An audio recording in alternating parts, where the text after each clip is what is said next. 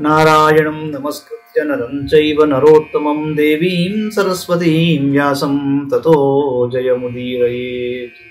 మహాభారతంలోని సభాపర్వంలోని 4వ అధ్యాయంలోని 2వ భాగంలో ఉన్నాం. ఇత పూర్వం చూసాం మనం యుధిష్ఠిరుడు సోదరులతో కలిసి బంధుమిత్ర సమేతంగా మయసభలోకి ప్రవేశించాడు. మహర్షులంతా చక్కగా పుణ్యాహవచనం చేశారు. అందరూ కూర్చున్నారు. గొప్ప గొప్ప వాళ్ళంతా వచ్చారు. మహర్షులు ఒకళ్ళు కాదు, ఇద్దరు కాదు, చాలా పెద్ద లిస్టు చెప్పారు మనకి.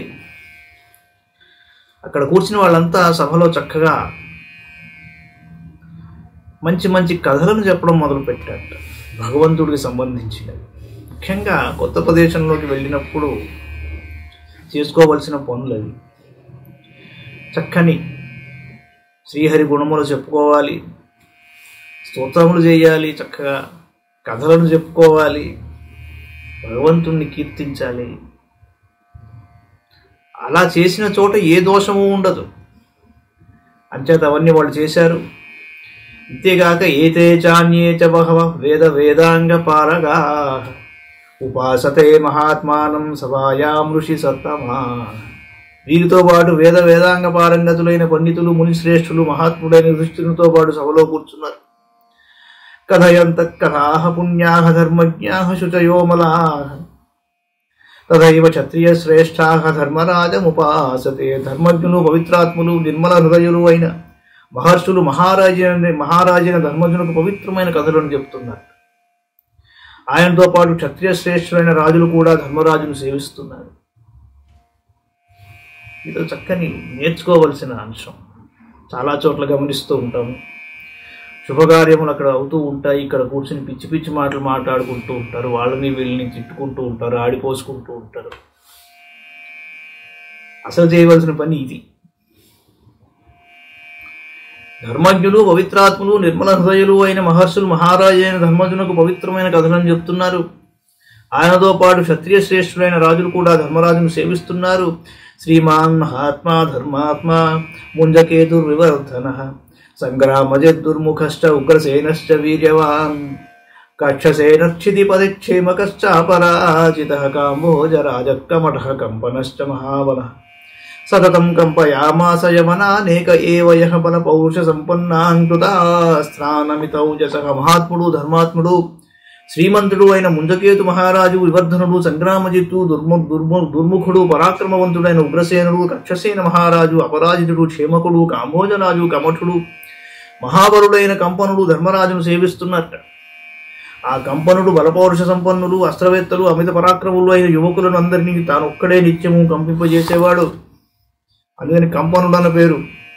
జటాసురో మద్రకాణాం చ రాజా కుంతి పులింతశ్చ కిరాతరాజః తదాంగవాంగౌ సహ పుండ్రకేక్ష పాండ్యోఢ్యరాజౌ చ సహాంధ్రకేన అంగోనంగః అంగోభంగః సుమిత్రశ్చ శైవ్యశ్చామిత్రకర్షణః కిరాతరాజస్సుమనాః యవనాధిపతిస్తథా చాణూరో దేవరాతశ్చ భోజో భీమరథశ్చ యః శ్రుతాయుధశ్చ కాళింగశ్చయసేనశ్చ మాగధః సుకర్మా చైగితానశ్చ పురుశ్చామిత్రకర్షణః కేతుమాన్ వసుదానశ్చ వైదేహో కృతక్షణః సుధర్మా చానిరుద్ధశ్చ శ్రుతాయుశ్చ మహాబలః అనూపరాజో దుర్ధర్షాః క్రమదిశ్చ సుదర్శనః శిశుపాలः సహసుత కరుషాధిపతిస్తథా వృష్ణీనాం చైవ దుర్ధర్షాః కుమారా దేవరూపిణః ఆహుకో విప్రుదుశ్చైవ గదస్సారణయేవ చ అక్రూరకృతవర్మా చ సత్యకశ్చ చినేస్సుతః భీష్మకోధాకృతశ్చైవ జుమత్సేనశ్చ వీర్యవాన్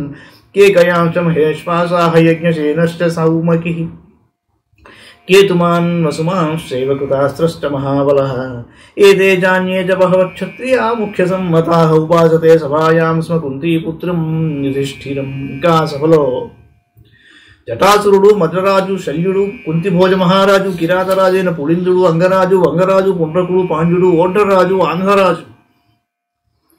ఆంధ్రరాజు,